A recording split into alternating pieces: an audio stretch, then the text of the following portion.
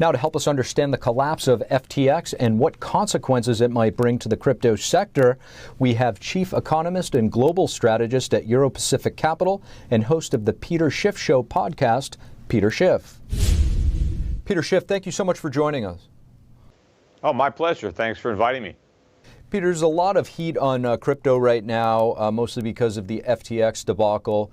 Sam Bankman-Fried last night spoke at an event. What are your thoughts on what he said?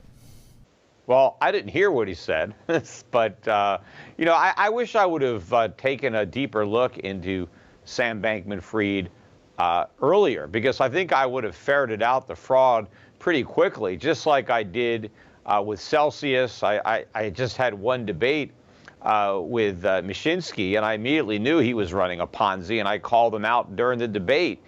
And this operation was similar in that they were paying yield on crypto. How could you do that? Cryptos don't generate yield. The only way to generate yield is to take tremendous risk, which is exactly what he did, except the people who were depositing their crypto didn't appreciate the risk that was being taken. Of course, they were taking a lot of risk themselves just owning crypto, because all these currencies are basically worthless. They're not even really currencies. They're collectible tokens. But pretty soon, nobody is going to want a Bitcoin collection or any of these collections, and the prices are going to implode. Peter, a lot of fund managers are actually expressing sympathy to him now, saying that they believe, his naivete, if you will, versus, consciously defrauding people. What is your take? Well, I don't really know to the extent that what he did was criminal or just, gross incompetence and negligence. I don't really have enough information, but he was a young kid. I mean, he just turned 30. But, you would think that some of these hedge fund managers that invested with him would have done a little bit of due diligence. But this just shows you the way investors will act when they're drunk on cheap money. So I would blame the Federal Reserve for a lot of people acting as foolishly as they did, because maybe he was a kid, but there were a lot of grown-ups that were giving him money. Peter, I have to ask you about your thoughts on the overall state of the economy. A lot of volatility in the markets. What is your thought? Well, the U.S. economy is an absolute disaster. I mean, thanks to Fed policy over the last decade or so, we have a gigantic bubble. We never had a real recovery.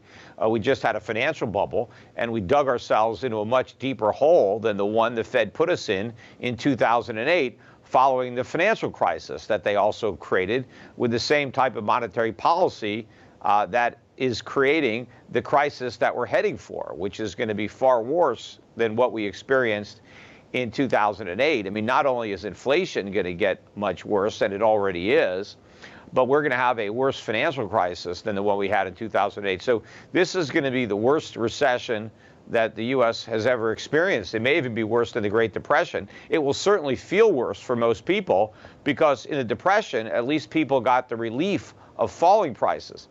This time, consumers are going to feel the sting of dramatically higher prices. So, Peter, with that said, I've heard you mention before that you believe that the third quarter growth and the factors involved are temporary. Could you break that down for us? Sure. The only reason we had positive GDP in Q3 was because of a big improvement in our trade deficit. Now, we still had a huge trade deficit. It just wasn't as big as it had been in the prior couple of quarters.